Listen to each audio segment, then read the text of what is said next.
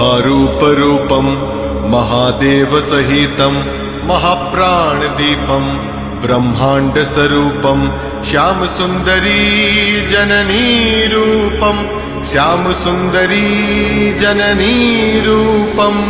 मन बुद्धि अहंकार निराकार रूपं रूपहीन गुणहीन श्यामसुन्दरी जननी रूपं श्यामसुन्दरी